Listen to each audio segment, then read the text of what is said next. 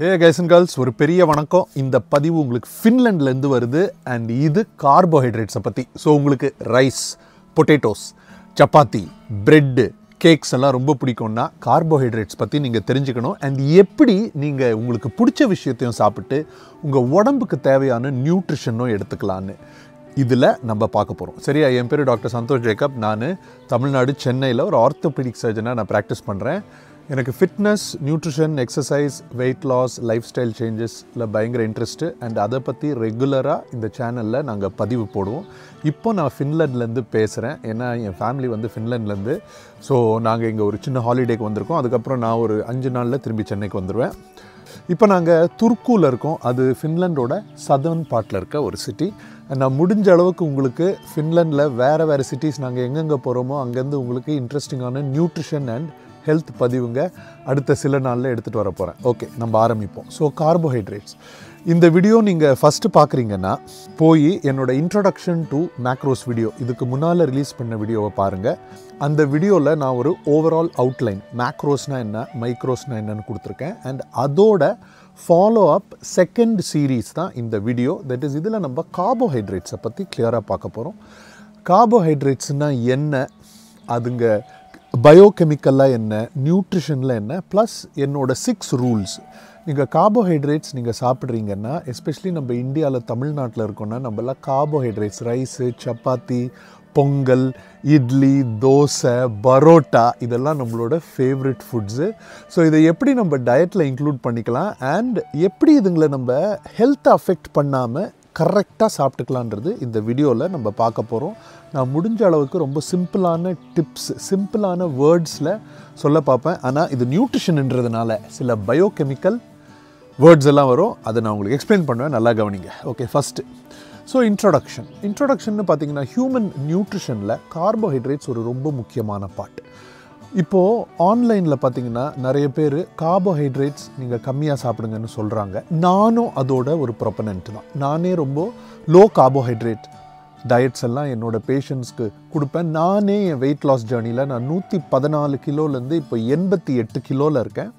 அதில் நான் மெஜாரிட்டியாக யூஸ் பண்ண ஒரு டெக்னிக் வந்து low carbohydrate diet and intermittent fasting, time restricted eating, fasting. இது எல்லாமே நான் பண்ண என்னோடய வெயிட் லாஸ் பிளாட்டோஸை பிரேக் பண்ணதுக்காக நான் யூஸ் பண்ண டெக்னிக்ஸ். ஆனாலும் கார்போஹைட்ரேட்ஸ் சில பேருக்கு ரொம்ப ரொம்ப முக்கியமாக இருக்கலாம். எல்லாருக்குமே ஃபார் எக்ஸாம்பிள் நான் எதுக்கு இந்த பதிவு எல்லாருமே கார்போஹைட்ரேட்ஸை சாப்பிடாதீங்கன்னு சொல்லும் போது எதுக்கு இந்த பதிவு நான் பண்ணுறேன்னா, நானே திரும்பவும் சொல்கிறேன், நானே ஒரு லோ கார்போஹைட்ரேட் பர்சன். ஆனால் என்னோடய ஒய்ஃப் வந்து அவங்களால கார்போஹைட்ரேட் இல்லாமல் வாழ முடியாது. நிறைய வாட்டி நாங்கள் ட்ரை பண்ணியிருக்கோம். அவங்களுக்கு கார்போஹைட்ரேட் ரெஸ்ட்ரிக்ஷன் பண்ணாங்கனாலே அவங்க பயங்கர இரிட்டேட்டட் ஆயிடுறாங்க. ஸோ அவங்கன்னா அதிகமான கார்போஹைட்ரேட் எடுக்கிறது இல்லை. ஒரு 150 கிராம் எடுப்பாங்க, இல்லை 100 கிராம் எடுப்பாங்க. அவங்க நல்ல எக்ஸசைஸ் எல்லாம் பண்ணுவாங்க, ரொம்ப ஃபிட்டாக இருக்காங்க, கரெக்டான பாடி வெயிட்டில் இருக்காங்க, நல்ல மசில் மாஸ் வச்சுருக்காங்க. ஆனால் அவங்க நீங்கள் பார்த்தீங்கன்னா கார்போஹைட்ரேட் என்னை விட டெஃபினட்டாக 2 டைம்ஸ் அதிகமாக அவங்க சாப்பிட்றாங்க. ஸோ நான் நிறைய எடுத்து படிக்கும் போது நான் என்ன படித்தேன்னா, கார்போஹைட்ரேட்ஸ் சில பேருக்கு ரொம்ப தேவை. அவங்களால மற்றவங்கள மாதிரி ப்ரோட்டீன் சோர்ஸ்லேருந்து நிறைய எனர்ஜியை எடுத்துக்க முடியாது. இல்லைன்னா அவங்களுக்கு அதிக டைம் தேவை டு அடாப்ட். ஸோ இப்போது நம்ம உடம்புல எல்லாமே மெட்டபாலிக் அடாப்டேஷன்ஸ், ஃபிசிக்கல் அடாப்டேஷன்ஸ் நம்ம சொல்லுவோம். ஸோ மெட்டபாலிக் அடாப்டேஷன்ஸ்னால் ஒரு எனர்ஜி சோர்ஸ்லேருந்து இன்னொரு எனர்ஜி சோர்ஸுக்கு நம்ம உடம்பே எவ்வளோ டைம் எடுக்குது அடாப்ட் பண்ணுறதுக்குன்னு. ஸோ நீங்கள் அந்த மாதிரி ஒரு கார்போஹைட்ரேட்டுக்கு யூஸ்டாக இருக்க பர்சன், இல்லை கார்போஹைட்ரேட் டிபெண்ட் பர்சன், ஏன்னா இந்த வீடியோ உங்களுக்கு ரொம்ப யூஸ்ஃபுல்லாக இருக்கும். ஏன்னா இந்த கார்போஹைட்ரேட்ஸோட பெனிஃபிட்ஸ் என்ன, டிஸ்அட்வான்டேஜஸ் என்ன எல்லாமே நான் இந்த வீடியோவில் சொல்ல போகிறேன். ஸோ நீங்கள் கார்போஹைட்ரேட்ஸ்னு எடுத்திங்கன்னா மெயினாக பார்த்தீங்கன்னா அதுங்களோட கிளாசிஃபிகேஷன். ஸோ கிளாசிஃபிகேஷன் எடுத்திங்கன்னா அதை நம்ம பயோகெமிக்கலாக ஜஸ்ட் ஒரு எக்ஸாம்பிளுக்கு சொல்லிடுறேன். சரி, அது மோனோசாக்கரைட்ஸ் அப்படின்னா சிங்கிள் மாலிக்யூல் இருக்கிறது, இல்லை டைசாக்கரைட்ஸ் அப்படின்னா 2 மாலிக்யூல் இருக்குது, ஒலிகோசாக்கரைட்ஸ்னால் 3லேருந்து 9 இருக்குது, பாலிசாக்கரைட்ஸ்னால் 10க்கு மேலே இருக்குது. ஸோ இதில் என்ன டிஃப்ரென்ஸ்னால் இந்த டைசாக்கரைட்ஸோ இல்லை இந்த ஒலிகோசாக்கரைட்ஸோ பாலிசாக்கரைட்ஸோ இது எல்லாமே டைஜஸ்ட் ஆகணும்னா இதை மோனோசாக்கரைட்ஸுக்கு நம்ம பிரேக் டவுன் பண்ணணும். அதுக்கப்புறம் தான் இது நம்ம எனர்ஜி சிஸ்டம்க்கு போகும். ஸோ மோனோசாக்கரைட்ஸ்னால் என்னென்னா 3 மாலிக்யூலுங்க. சரியா? இதை நான் எப்படி எம்பிபிஎஸ்லேருந்து ஞாபகம் வச்சுட்ருக்கேன்னா, கோ ஃபைண்ட் கோல்டு. நம்ம உடம்புக்கு எனர்ஜி யூஸ் பண்ணணும்னா we have to go find gold. So அது நீங்கள் பார்த்தீங்கன்னா குளுக்கோஸ், ஃப்ரக்டோஸ், கேலக்டோஸ் இந்த 3 தான் சிங்கிள் மாலிக்யூல்ஸ். ஸோ இந்த கோ ஃபைண்ட் கோல்டை தவிர வேறு எது கேட்டிங்கனாலும் எந்த பேர் இருந்தாலும் அது வந்து நீங்கள் டைசாக்கரைடுன்னு ஞாபகம் வச்சுக்கணும். ஸோ டைசாக்கரைட்ஸ் என்னென்னா, இதுவும் நான் எம்பிபிஎஸ்சில் படித்தது என்னென்னா கோ ஃபைண்ட் கோல்டு இந்த ஸ்லம்ஸ். ஸோ SLMன்னு நீங்கள் ஞாபகம் வச்சுக்கலாம். Sucrose, lactose, maltose. ஸோ இந்த ஒரு நிமோனிக் நீங்கள் வச்சிங்கன்னா, நீங்கள் மெடிக்கல் ஸ்டூடெண்ட்டாக இருந்தீங்கன்னா இது உங்களுக்கு மறக்காது. ஸோ கோ ஃபைண்ட் கோல்டு இந்த ஸ்லம்ஸ். சரியா? அண்ட் அதுக்கப்புறம் ஒரு விஷயம் நீங்கள் என்ன ஞாபகம் வச்சுக்கணுன்னா, இந்த டைசாக்கரைட்ஸ் 3த்துலேயுமே குளுக்கோஸ் இருக்கும். சரியா? 3த்துலேயுமே குளுக்கோஸ் இருக்கும். அண்ட் அந்த 2வது டைசாக்கரைட் ஒண்டி தான் மாறும். அண்ட் இதில் நீங்கள் மால்டோஸ் எடுத்தீங்கன்னா அதில் 2 மாலிக்யூலுமே குளுக்கோஸ். சரியா? அதுவும் நீங்கள் ஞாபகம் வச்சுக்கணும். நீங்கள் லாக்டோஸ் எடுத்தீங்கன்னா ஒன்று வந்து குளுக்கோஸு, ஒன்று வந்து கேலக்டோஸ். நீங்கள் சுக்ரோஸ்ன்னு எடுத்திங்கன்னா அதுதான் நம்ம டேபிள் சுகர். ஸோ நீங்கள் சுக்ரோஸ்ன்னு எடுத்திங்கன்னா ஒன்று வந்து குளுக்கோஸ், ஒன்று வந்து ஃப்ரக்டோஸ். ஸோ இந்த 3த்துலேயுமே குளுக்கோஸ் இருக்கும். மால்டோஸில் 2 குளுக்கோஸு, லாக்டோஸில் குளுக்கோஸும் கேலக்டோஸு, சுக்ரோஸில் வந்து குளுக்கோஸும் ஃப்ரக்டோஸு. கன்ஃபியூஸ் பண்ணிக்காதீங்க, அதை பற்றி நான் அப்புறம் பேசுவேன். ஓகே? ஸோ இதுக்கு அடுத்தது நம்ம நியூட்ரிஷனல் கிளாஸிஃபிகேஷனுக்கே போயிடுவோம். ஸோ இதில் பார்த்தீங்கன்னா சுகர்ஸ், அதை பற்றி தான் நம்ம பார்த்துட்டோம். அடுத்தது வந்து ஸ்டார்ச்சஸ், 3வது வந்து ஃபைபர். ஸோ இந்த சுகர்ஸ்ன்னு எடுத்திங்கன்னா இது எது நம்மளுக்கு சாப்பிடும் போது இனிப்பாக தெரியுதில்ல, அதிலெல்லாம் சுகர்ஸ் இருக்கும். இப்போ நான் சொன்னேன்ல கேலக்டோஸ் இல்லை சுக்ரோஸ், இது எல்லாமே நம்ம சாப்பிட்டு இனிப்பாக இருந்துச்சுன்னா இதுங்க இருக்குன்னு அர்த்தம். ஓகே? ஸ்டார்ச்சஸ் வந்து நீங்கள் பார்த்தீங்கன்னா அது நம்ம சாப்பிட்டா நம்மளுக்கு இனிப்பாக இருக்காது, அதை நம்ம டைஜஸ்ட் பண்ணாதான் அந்த குளுக்கோஸ்க்கு அது பிரேக் டவுன் ஆகும். ஸோ நிறைய வெஜிடபிள்ஸில் பார்த்தீங்கன்னா உங்களுக்கு ஸ்டார்ச்சஸ் இருக்கும். 3வது வந்து ஃபைபர். ஃபைபரும் ஒரு சுகர் தாங்க. ஆனால் அதில் என்ன விஷயம்னா, இந்த ஃபைபர்ஸ் சால்யுபிள் ஃபைபர்னு இருக்குது, இன்சால்யுபிள்னு இருக்குது. இதை நம்மளால் ஃபுல்லாக டைஜஸ்ட் பண்ண முடியாது. சால்யுபிள் ஃபைபர் அது நம்மளால் டைஜஸ்ட் பண்ண முடியும். ஸோ சால்யுபிள் ஃபைபரும் கார்போஹைட்ரேட் தானே. ஸோ அதுக்கு 1 கிராமுக்கு 4 கேலரி வரும். ஸோ அது எவ்வளோ நேரத்துக்கு நம்ம இன்டெஸ்டைனில் இருக்குன்றதை வச்சு அதுலேருந்து நம்ம 1 கேலரியோ இல்லை 4 கேலரியோ நம்மளால் எடுக்க முடியும், depending upon the time it is inside the stomach. அது நம்ம டக்குன்னு மோஷனில் போயிடுச்சுன்னா அது நம்மளால் கேலரிஸ் அதுலேருந்து எடுக்க முடியாது. இன்சால்யுபிள் ஃபைபரை நம்மளால் டைஜஸ்டே பண்ண முடியாது. அப்புறம் எதுக்கு டாக்டர் இன்சால்யுபிள் ஃபைபர்னா, இன்சால்யுபிள் ஃபைபர் நம்ம இன்டெஸ்டைனில் நிறைய நேரத்துக்கு இருந்தால் அதை நம்ம இன்டெஸ்டைனில் இருக்க பாக்டீரியா ஷார்ட் செயின் ஃபேட்டி ஆசிட்ஸுக்கு மெட்டபலைஸ் பண்ணி அதை ஃபியூவலாக யூஸ் பண்ணி நம்ம கட்டில் இருக்க பாக்டீரியா வளரும். ஸோ இதுக்காக இன்சால்யுபிள் ஃபைபர் ரொம்ப யூஸ்ஃபுல். ஸோ கார்போஹைட்ரேட்ஸோட யூஸ் என்ன, அது நம்ம லாஸ்ட் டைமே பார்த்தோம். It's an energy source. மெயினாக it's an energy source. And carbohydrate உங்களுக்கு பிடிக்கும்னா நீங்கள் கார்போஹைட்ரேட்டை ஒரு ஃபைபர் சோர்ஸாகவும் யூஸ் பண்ணலாம். அதுவும் எப்படின்னு நம்ம சொல்ல போகிறோம். அண்ட் பிரெயினோட ஃபங்க்ஷனுக்கு, நியூரலாஜிக்கல் ஃபங்க்ஷனுக்கு கார்போஹைட்ரேட்ஸ் ரொம்ப யூஸ்ஃபுல். ஸோ எவ்வளோ கார்போஹைட்ரேட்ஸ் நம்ம எடுக்கணும், என்ன டயட்ரி ரெக்கமெண்டேஷன். ஸோ இங்கே தாங்க எனக்கு ஆக்சுவலாக நம்ம டிஸ்கஸ் இதை பற்றி நீங்கள் கீழே கமெண்ட்ஸில் ஆல்சோ போடலாம். ஸோ ஜென்ரலாக எல்லா டயட்ஸ்லையுமே நான் என்ன பார்க்குறேன்னா ரொம்ப ஒரு வேரியேஷன் கொடுத்துருக்காங்க. அண்ட் தட் இஸ் கார்போஹைட்ரேட்ஸ் நம்ம வந்து 40%, 45%லேருந்து 65% வரைக்கும் நம்ம எடுத்துக்கலான்னு. அப்படின்னா ஸோ 65% வரைக்கும் எடுத்துக்கலான்னா அப்போ நம்ம என்ன ப்ரோட்டீனும் ஃபேட்டும் 35% தான் நம்ம எடுக்கணுமா? 35% நம்ம எடுத்தால் நம்மளுக்கு அந்த ப்ரோட்டீன் 1.2 கிராம்ஸ் இல்லை 1.6 கிராம்ஸ் நம்மளுக்கு வராது. சரியா? ஸோ நான் எப்படி என்னோடய பேஷண்ட்ஸுக்கு சொல்லுவேன்னா, நான் திரும்பவும் சொல்கிறேன், நான் இந்த ரெக்கமெண்டேஷன்ஸ் எப்போ பண்ணுவேன்னோ நான் சொல்லிடுறேன். ஃபஸ்ட்டு உங்களோட பாடி காம்போசிஷன் என்னென்னு நான் பார்ப்பேன். உங்களுக்கு லீன் மாஸ் எவ்வளோ இருக்குது, உங்களுக்கு ஃபேட் மாஸ் எவ்வளோ இருக்குதுன்னு. நான் என்னோட ரெக்கமெண்டேஷன்ஸ் எல்லாம் பண்ணுறது இந்த ரேஷியோவை வச்சு தான். அதுக்கப்புறம் உங்களோட ஏஜ் வச்சு நீங்கள் எவ்வளோ ஆக்டிவிட்டீஸ் நீங்கள் பண்ணுறீங்கன்றதை வச்சு உங்களுக்கு டயபெட்டிஸ் இருக்கா, இல்லை ஹைப்பர் டென்ஷன் இருக்கா, இல்லை கார்டியாக் இஷ்யூஸ் இருக்கா, இல்லைனா நீங்கள் இப்போதைக்கு நீங்கள் என்ன மாதிரி நீங்கள் டயட் எடுத்திருக்கீங்க, உங்கள் ஆக்டிவிட்டி லெவல்ஸ் என்ன. நான் இவ்வளோ விஷயம் பார்த்துட்டு தான் என்னோடய ரெக்கமெண்டேஷன்ஸ் நான் பண்ணுவேன். இங்கே யூடியூப்பில் நான் உங்களுக்கு சொல்கிறதெல்லாம் உங்களுக்கு ஒரு ஐடியா வர்றதுக்கு, எப்படி நீங்கள் ஒரு ப்ரொஃபஷ்னலில் நீங்கள் அப்ரோச் பண்ணிங்கன்னா என்ன மாதிரி ஒரு ஸ்ட்ராட்டஜியில் உங்களுக்கு அவங்க கைட் பண்ணணுன்றது. இதை நீங்கள் உங்களுக்கு டைரெக்டாக செட் ஆகிற மெடிக்கல் அட்வைஸாக நீங்கள் எடுத்துக்கக்கூடாது. ஏன்னா இதோட மேக்ஸிமம் யூஸ் உங்கள் எல்லாருக்கும் வரணும்னு எனக்கு ஆசை. ஸோ இது எல்லாமே உங்களுக்கு பர்சனலைஸ்டாக கரெக்டாக இல்லாமல் இருக்க சான்ஸ் இருக்கலாம். ஸோ இது நான் சொல்கிறது உங்களுக்கு செட் ஆகலைன்னா எதனாலன்னு போய் உங்கள் ஸ்பெஷலிஸ்ட்டை பார்த்து தெரிஞ்சு அந்த சின்ன சேஞ்சஸை நீங்கள் பண்ணிக்கோங்க. ஸோ என் ரெக்கமெண்டேஷன் எப்போவுமே என்னென்னா, ஃபஸ்ட்டு உங்களோட ப்ரோட்டீன் ரிக்குவயர்மெண்ட்டை நீங்கள் மீட் பண்ணிடுங்க. ஸோ நீங்கள் ஒரு 70 kgs இண்டிவிஜுவல்னால் உங்களுக்கு ப்ரோட்டீன் எவ்வளோ தேவை? ஒரு கேஜிக்கு 1.2 grams to 1.5 gramsன்னு நம்ம வச்சுக்கலாம். சரியா?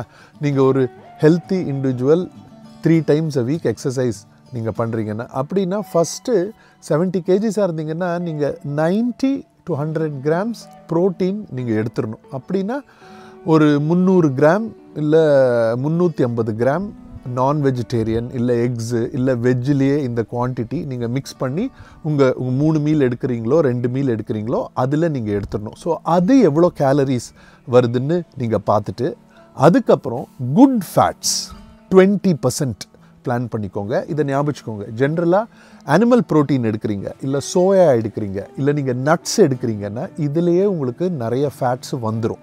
ஸோ நீங்கள் தனியாக ஃபேட்ஸுன்னு பிளான் பண்ணி பட்டரோ ஆலிவ் ஆயிலோ எடுக்கணுன்றது கிடையாது. அந்த 20% இதுங்கள்லேயே வந்துடுதான்னு பாருங்கள். வரலைன்னா ஃபேட்ஸ் ஆட் பண்ணுங்கள். ஜென்ரலாக அனிமல் ப்ரோட்டீனில் இல்லாத ஒரு விஷயம் என்னென்னா கார்போஹைட்ரேட்ஸ். ஃபேட்ஸ் எல்லாத்துலேயுமே இருக்கும். அண்ட் இது ரெண்டுத்துமே எடுத்துகிட்டு உங்களுக்கு எவ்வளோ கேலரிஸ் இந்த ரெண்டுத்தில் வந்திருக்குன்னு பாருங்கள். அதுக்கப்புறம் உங்களுக்கு எவ்வளோ கார்போஹைட்ரேட்ஸ் எடுக்கணுமோ எடுத்துக்கலாம். அண்ட் இதில் கூட ஃபஸ்ட்டு ஒரு 50% ஆஃப் த கேலரிஸ் வெஜிடபிள்ஸ்லேருந்து எடுங்க, ஃப்ரூட்ஸ்லேருந்து எடுங்க, 50% வந்து கிரெயின்ஸ்லேருந்து எடுங்க. அண்ட் இது கூட என் சஜஷன் என்னென்னா 80% ஆஃப் த டைம் ஹோல் கிரெயின்ஸ்லேருந்து எடுங்க, 20% ஆஃப் த டைம் ரிஃபைன்டு கிரெயின்ஸோ இல்லை ப்ரெட்லேருந்தோ எடுத்துக்கலாம். அண்ட் நான் திரும்பவும் சொல்கிறேன், நீங்கள் ரெகுலராக ஒயிட் ரைஸ் எடுக்கணுன்னா எடுத்துக்கோங்க. ஆனால் அதில் ஒரு தால் ஆட் பண்ணி, இல்லைனா ஒரு பச்சை பயிரோ, இன்றைக்கி என்னோடய இன்ஸ்டாகிராம் ரீல் நீங்கள் பார்த்தீங்கன்னா அதுதான், ரைஸில் பச்சை பயிர் ஆட் பண்ணால் என்னென்ன பெனிஃபிட்ஸ்ன்றது. பச்சை பயிர் ஆட் பண்ணியோ இல்லைனா ஏதாவது ஒரு கிட்னி பீன்ஸ் ஆட் பண்ணியோ அதில் ஃபைபரும் ப்ரோட்டீனும் இன்க்ரீஸ் பண்ணிங்கன்னா அது உங்களுக்கு ஆட்டோமேட்டிக்காக இந்த கிரெயின்ஸ் அளவுக்கே நல்லதாகிடுது. அந்த மாதிரி ஆல்சோ நீங்கள் சாப்பிட்டுக்கலாம். ஃபேட்ஸ் வந்து இந்த ப்ரோட்டீன்லேயே ஃபஸ்ட்டு வந்துருதான்னு பார்த்துட்டு என்ன பாக்கி இருக்கோ அதை கார்போஹைட்ரேட்ஸ், அதில் 50% வந்து வெஜிடபிள்ஸ் இல்லை ஃப்ரூட்ஸு, மற்றது வந்து கிரெயின்ஸு. நீங்கள் ரிஃபைன்டு கிரெயின்ஸ் எடுக்கிறீங்கன்னா, பியூராக ரிஃபைண்டாக எடுக்கிறீங்கன்னா அது 20% ஆஃப் த டைம் வச்சுக்கோங்க. ரைஸ் உங்களுக்கு ரொம்ப பிடிக்கும்னா ரைஸில் கொஞ்சம் தால் ஆட் பண்ணிக்கோங்க. அதுதான் இதோட சம்மரி. இதை தவிர சிம்பிள் கார்போஹைட்ரேட்ஸ்னு இருக்குது, காம்ப்ளெக்ஸ் கார்போஹைட்ரேட்ஸ்னு இருக்குது. சிம்பிள் கார்போஹைட்ரேட்ஸ்லேயே 2 வகை இருக்குங்க. இது நீங்கள் புரிஞ்சுக்கணும். எதை நம்ம கடித்து சாப்பிடும் போது இனிப்பாக இல்லையோ அது ஒரு வகையான சிம்பிள் சுகர். அதில் ஃபைபர் இருக்காது. ஃபார் எக்ஸாம்பிள் நான் இப்போ சொன்னேன் இல்லையா, ஹனி இல்லை மில்க். இந்த சிம்பிள் சுகர்ஸ்னால் என்னென்னா இதுங்க நம்மளுக்கு ஃபாஸ்ட்டாக அப்சார்ப் ஆயிரும். இதே நீங்கள் பார்த்தீங்கன்னா ஃப்ரூட்ஸ்லேயும் சிம்பிள் சுகர்ஸ் இருக்குது. ஆனால் அது சிம்பிள் சுகர்ஸாக இருந்தாலும் அந்த சிம்பிள் சுகர்ஸ் எல்லாம் ஃபைபரோட கோத்து இருக்கிறதுனால இந்த சிம்பிள் சுகர்ஸ் ரிலீஸ் பண்ணணுன்னாலே நம்ம நிறைய அதை சூ பண்ணணும், அதில் என்சைம்ஸ் எல்லாம் போய் வேலை செய்யணும், அது நம்ம வயிற்றுக்குள்ளே போய் அந்த ஃபைபர் பிரேக் டவுன் ஆகும் போது தான் இந்த சிம்பிள் சுகர்ஸ் ரிலீஸ் ஆகும். ஸோ ஃப்ரூட்டில் இருக்க சிம்பிள் சுகர் நீங்கள் அது ஜூஸ் பண்ணாமல் சாப்பிட்ற வரைக்கும் அது ஒரு காம்ப்ளெக்ஸ் கார்போஹைட்ரேட் எப்படி உங்களோட குளுக்கோஸ் மெட்டபாலிசமை அஃபெக்ட் பண்ணுமோ அதுக்கு ரொம்ப பக்கத்தில் இருக்கும்.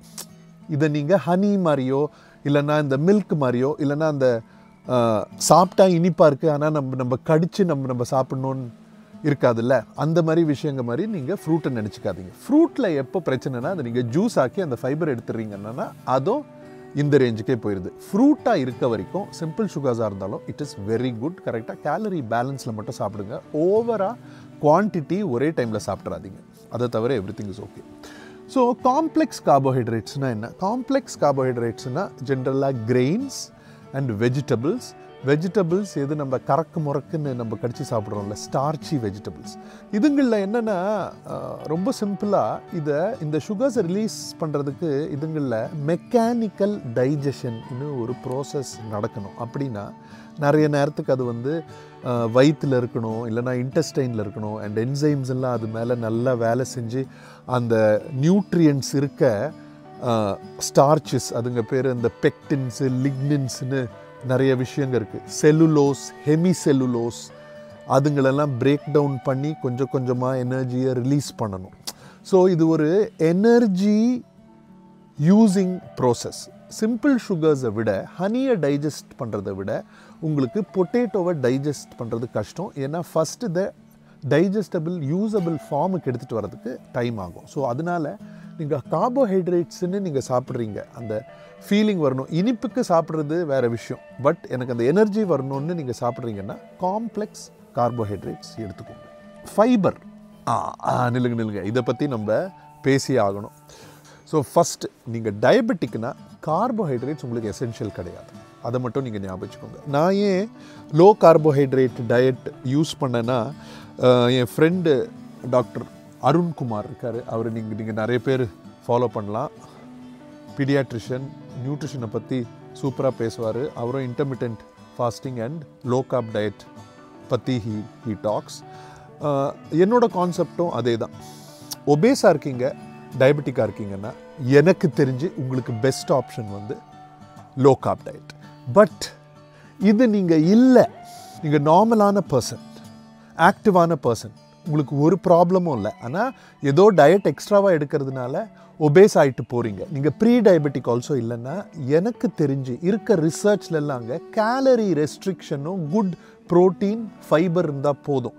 நீங்கள் உங்களை நாங்கள் டார்ச்சர் பண்ணிக்கிற மாதிரி எனக்கு டயபெட்டிஸ் இருக்குது, நான் ஒபேஸாக இருந்தேன், அதனால எனக்கு low corp diet was a super option. ஆனால் எல்லாருமே என்ன மாதிரி இல்லைல்ல, நீங்கள் நிறைய பேர் சின்ன வயசாக இருக்கலாம். நீங்கள் இவ்வளோ கஷ்டப்பட்டு கார்போ ரெஸ்ட்ரிக்ட் பண்ணணுன்னு அவசியம் கிடையாது. நீங்கள் கார்போஹைட்ரேட்டும் சாப்பிட்லாம், ஆனால் ப்ரோட்டீனை ஃபஸ்ட்டு ப்ரைமரியாக வச்சுக்கோங்க, ஃபேட்ஸை செகண்டரியாக வச்சுக்கோங்க, கார்போஹைட்ரேட்ஸை டெர்ஷரியாக வச்சுருங்க. ஏன்னா நம்ம இந்தியாவில் என்ன பிரச்சனை, சோறு போடுமான்னு தானே நம்ம ஃபஸ்ட்டு சொல்கிறோம். அதை மாற்றி கோழி போடுமான்னு சொல்கிறோம், அதை மாற்றி கறி போடுமா, சோயா போடுமான்னு சொல்லணும், அதுக்கப்புறம் எனக்கு கொஞ்சம் காய் போடுமான்னு சொல்லணும், அதுக்கப்புறம் கொஞ்சம் தால் போடுமான்னு சொல்லணும், அதுக்கப்புறம் திரும்பவும் கோழி கேட்கணும், இல்லை மட்டன் கேட்கணும். கேட்டுட்டு இதில் நம்ம ஃபுல்லான அப்புறம் இப்போ எடுமா சோறுன்னு போட்டுட்டு அந்த சோறுலேயும் நம்ம கொஞ்சம் பீன்ஸ் இல்லை தால் இல்லை வெஜிடபிள்ஸ் நம்ம மிக்ஸ் பண்ணி சாப்பிட்டோன்னு வைங்களேன், தமிழ்நாட்டில் சவுத் இண்டியன் மீல்ஸ் அருமையாக சாப்பிட்டு 6 பேக்கு மசில் மாஸோடு இருக்கலாம், நல்லா ஃபிட்டாக இருக்கலாம், நோய் இல்லாமல் இருக்கலாம். ஸோ இதுதான் இங்கே concept. Carbohydrates have to come second, third fats and proteins have to come first. Fibre பற்றி நம்ம பேசிட்டோம், 2 டைப் இருக்குது, சால்யுபிள், இன்சால்யுபிள். இது ப்ரைமரி நம்மளோட கட் பாக்டீரியாவுக்கு. எவ்வளோ எடுக்கணும்? விமெனுக்கு 25 to 30 கிராம்ஸ், மென்னுக்கு 35 to 40 கிராம்ஸ். நீங்கள் நிறைய ப்ரோட்டீன் எடுக்கிறீங்கன்னா ஃபைபர் ஒரு 10 கிராம்ஸ் ஆஃப் ப்ரோட்டீனுக்கு 2 கிராம் இன்க்ரீஸ் பண்ணிக்கோங்க. அண்ட் என்னோட சஜஷன் என்னென்னா, நீங்கள் நிறைய ஃபைபர் எடுக்கிறீங்கன்னா 1 மீல் a day உங்களுக்கு செட் ஆகாது. நான் அதை ட்ரை பண்ணி பார்த்தேன். 1 மீல் a dayல 30 கிராம்ஸ் இல்லை 40 கிராம்ஸ் நீங்கள் ஃபைபர் எடுக்கிறீங்கன்னு வைங்க, எடுத்துகிட்டு ஒரு 2 or 3 ஹவர்ஸில் கொஞ்சம் ஸ்டமக் கொஞ்சம் பிரச்சனை வருது. ஸோ நீங்கள் 1 மீல் a day எடுக்கிறீங்கனாலும் ஃபைபரை பிரித்து எடுங்க, உங்கள் ஸ்டமக்குக்கு அது கொஞ்சம் ஈஸியாக இருக்கும். நீங்கள் ஒரு 50 கிராம் இல்லை 100 கிராம் ரைஸோட இல்லை சப்பாத்தியோட தாலோட ஃபைபர் ஆட் பண்ணி தான் நீங்கள் சாப்பிட்ணும். நான் ஃபெனுக்ரீக் யூஸ் பண்ணுறது, அது எனக்கு நல்லா செட் ஆகுது. ஏன்னா நம்ம 1 மீல் a day எடுக்கும் போது ஃபைபர் நிறைய எடுக்கணுன்னா வெஜிடபிள்ஸ் அட்லீஸ்ட் 200 கிராம் நம்ம சாப்பிடணும். ஸோ அது ஒரு மீல் மாதிரி ஆயிரும்ன்றதுனால நான் கொஞ்சம் ரைஸ், கொஞ்சம் தால், கொஞ்சம் ஃபைபர் சப்ளிமெண்ட்ஸ் எடுத்துக்குவேன். நீங்கள் 1 மீல் a dayல இல்லைன்னா நீங்கள் வெஜிடபிள்ஸ் ஆல்சோ நீங்கள் எடுத்துக்கலாம், அதில் ஒன்றும் பிரச்சனை இல்லை. அண்ட் இதுக்கப்புறம் சுகர் ஆல்கஹால்ஸ்னு சில விஷயம் இருக்குது. ஜைலிட்டால், எரித்ரிட்டால், சார்பிட்டால், மால்டிட்டால். ஸோ இதுங்க எல்லாமே லோ கேலரி ஸ்வீட்டனர்ஸ், சுகர் ஃப்ரீயில் இல்லை அந்த கம்மி கேலரி ஃபுட்ஸ் எல்லாம் இருக்குல்ல, அதில் ஆட் பண்ணுறாங்க.